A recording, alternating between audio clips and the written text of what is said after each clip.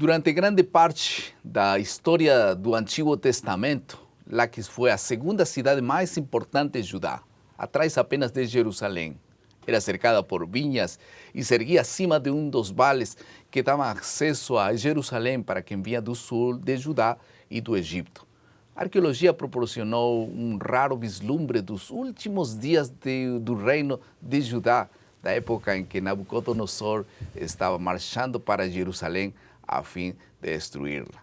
Em 1935, John Starkey escavou a camada correspondente à destruição causada pelos exércitos de Nabucodonosor, especificamente Jerusalém, e entre os escombros que cobriam o piso de uma sala da guarda situada num grande portão que dava acesso à cidade, foram encontrados vários cacos de cerâmica com inscrições, os tracos, que se tornaram conhecidos como as cartas de Laquis para talvez algum outro destino.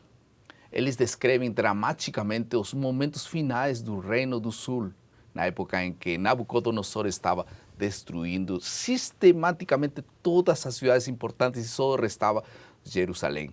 Na carta quarta, nós lemos assim mais ou menos, que saiba o Senhor que continuamos aguardando os sinais de fogo de Laquis. A carta foi possivelmente enviada de Jerusalém por um vigia que estava procurando desesperadamente algum sinal de vida vindo de Laquis, que teria sido transmitido por sinais de fogo feitos à noite, enfim. É provável que não tenha havido resposta à carta, pois ela foi encontrada entre as camadas de cinzas que estavam por cima de vasos para armazenamento de pontas de flechas babilônicas. Deus estava executando juízos sobre Judá e Jerusalém e seu templo teria sido destruído em seguida. Como entendemos o fato de um Deus de amor enviar babilônicos para julgar seu povo? Por isso, o foco da lição dessa semana é saber muito nitidamente um contraste entre o último rei bom, Josias, e os 4 últimos reis de Judá que foram maus, e essas manobras políticas, idolatria e justiça social que levaram à destruição final de Jerusalém. Vamos a passar à segunda parte de nosso esboço.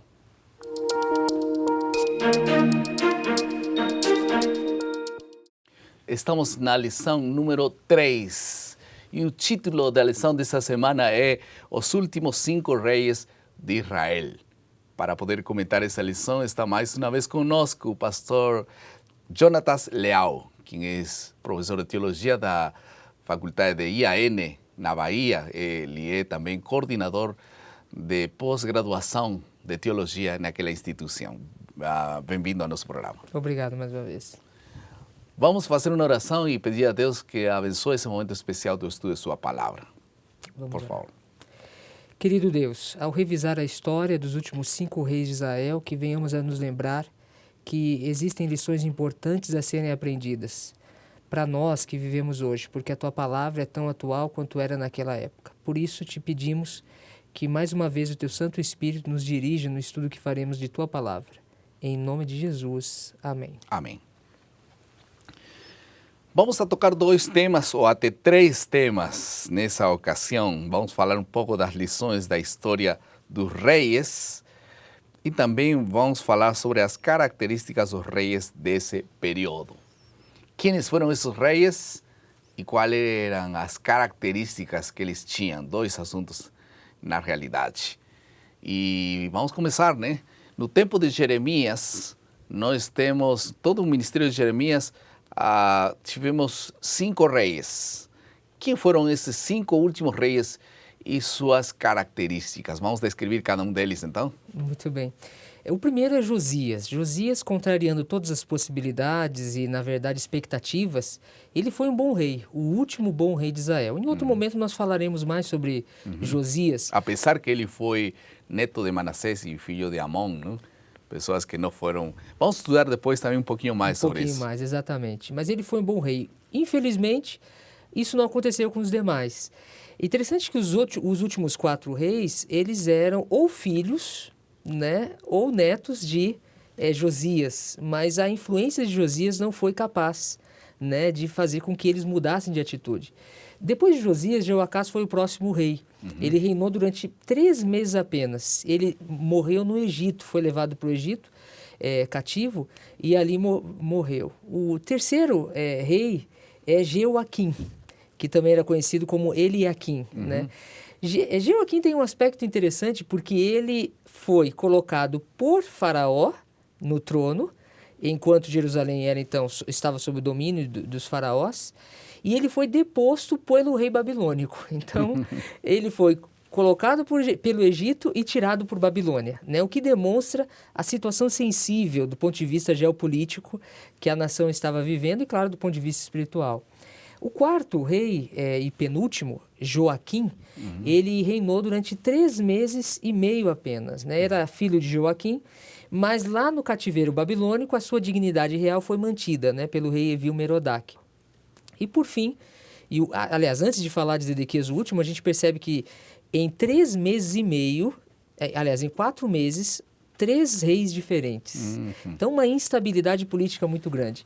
E, finalmente, o último rei, Zedequias, foi o rei que governava em 586, quando Babilônia derrotou, de fato, Jerusalém de uma vez por todas. Foi a última, né, a terceira invasão e a mais drástica. Foi o rei que governava. E Zedequias, infelizmente, não aprendeu as lições da história e permaneceu na prática da idolatria, permaneceu na prática daquilo que ia contra a vontade de Deus. Ele reinou durante 11 anos. O que a gente percebe nesses últimos 5 reis é que eles acabaram se tornando joguetes nas mãos das circunstâncias, porque recusaram, os últimos 4 principalmente, né, recusaram se colocar nas mãos de Deus. Né? E constantemente Deus falou para eles, né, de diversas maneiras, principalmente falou através de Jeremias. Chamamos por isso a Jeremias o profeta chorão, porque nada dava certo, né? Todo o que ele falava, ninguém obedecia. Parece que ele se tornou uma espécie de menino mau, né? Do filme. E isso que era completamente contrário a essa realidade. Realmente eles eram maus e ele era a pessoa que estava querendo favorecer o povo. É verdade. Agora, vamos tocar a segunda parte. Como a política de Judá revela a situação espiritual decadente em que o povo estava vivendo durante o ministério de Jeremias? Aquela era uma época de grandes mudanças na política do mundo antigo. A gente tinha a decadência da Síria, que por anos foi o império que governou aquela região. E nós temos a ascendência de Babilônia como uma nova grande potência, né? E junto com isso, o Egito, que ora queria derrotar a Síria, ora queria derrotar a Babilônia, e acabou se enfraquecendo também, né? Então, e Israel, na verdade Judá, estava no meio do caminho. Não tinha como eles fugirem dessa situação, porque eles eram o recheio do sanduíche, né? Claro. Como ao norte estava a Síria, Babilônia, e ao sul o Egito, a rota era Judá. Né? Então, eles não tinham como escapar dessa situação. E é nesse momento que eles mais precisavam de proteção, de refúgio em Deus. Foi exatamente o momento que eles mais se distanciaram de Deus. E com isso, acabaram colhendo as consequências. E agora, que características comuns, ou que característica comum tiveram todos os reis que fragilizaram e levaram à destruição final de Jerusalém? Eu acho que tem uma frase que resume muito bem a atitude desses reis e que também era a atitude do povo. Quando o profeta, em 2 Crônicas, capítulo 36, verso 13, está descrevendo Zedequias, o último rei, ele usa a seguinte frase: ele endureceu a sua cerviz. Literalmente, na nossa linguagem do dia a dia, seria endurecer o pescoço. Ou era cabeça dura, né? Lá onde nós moramos, de vez em quando, a gente vê um jumento passando, né? E jumento é um animal conhecido por empacar, né? Ele é aquele animal, às vezes, teimoso, não vai... Você manda ele ir, ele não vai, né? E essa é uma imagem que aparece em conexão ao povo de Israel. Quando Jeremias está falando sobre as causas do cativeiro, ele diz assim no capítulo 19, verso 15. Assim diz o Senhor dos Exércitos, o Deus de Israel, Eis que trarei sobre essa cidade, sobre todas as vilas, todo o mal que pronunciei contra ela, porque endureceram a sua cerviz para não ouvirem as minhas palavras. Resumindo, teimosia. Apesar de tantas evidências, eles continuaram teimosos e não seguindo a vontade de Deus. E tudo isso levou para a crise final, né? A destruição final de Jerusalém, que é um tema que fica bem claro desde o início das profecias de Jeremias. Vamos agora a passar à terceira parte do nosso esboço, que é a aplicação.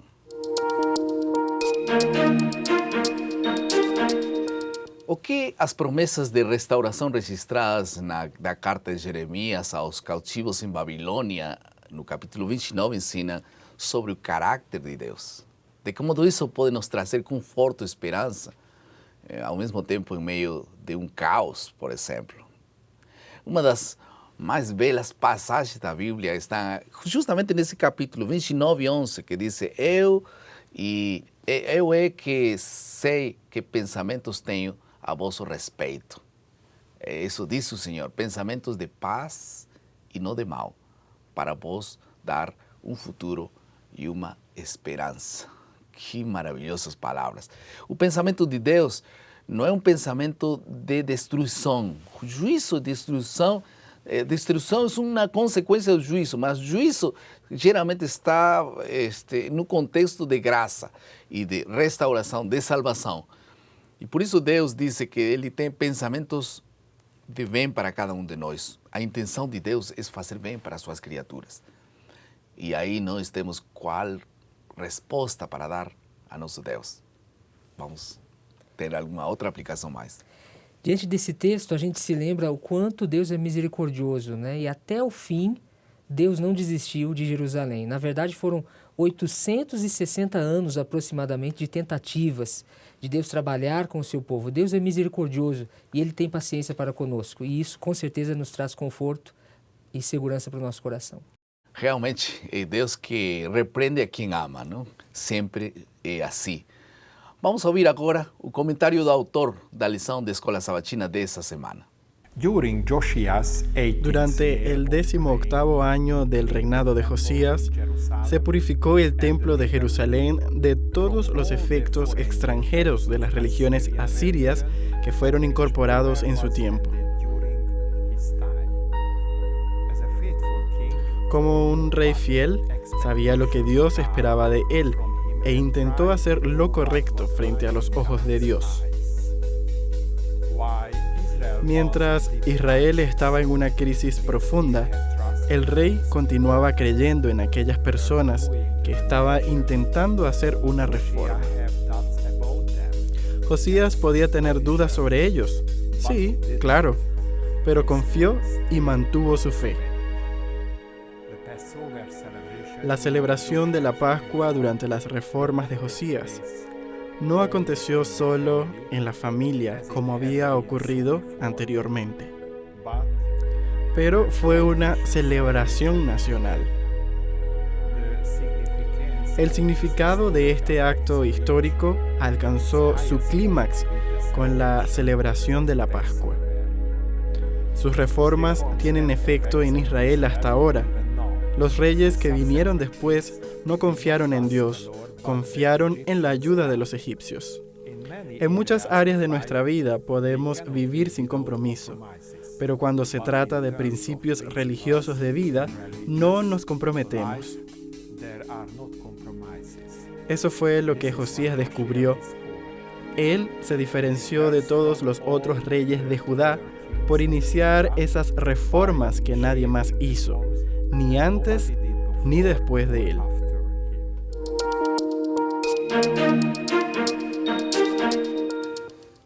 Eu me imagino Deus falando do mesmo modo que falava no passado.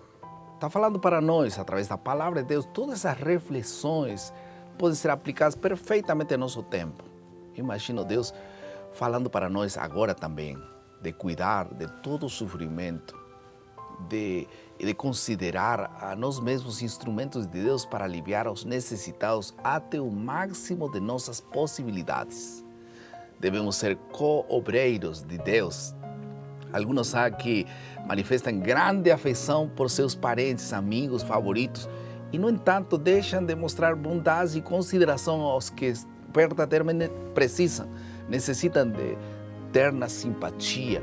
E que você não conhece aquele que está do seu lado, seu vizinho, aquele colega de trabalho antipático, aquele chefe que precisa de uma palavra também. Precisamos ser ousados, precisamos ser instrumentos de Deus, precisamos ser a contraparte do mal. E Deus nos use nessa semana para poder realmente, nesse momento histórico, não ser parte da grande maioria que vai de mal em pior. Se nós possamos ser aquela geração que possa ser sal da terra. Você quer ser sal da terra? Ore comigo. Querido Pai, muito obrigado, Senhor, por Tua palavra. Guia-nos, por favor, para ser instrumentos úteis nessa semana em Tuas mãos. Em nome de Jesus. Amém. Amém.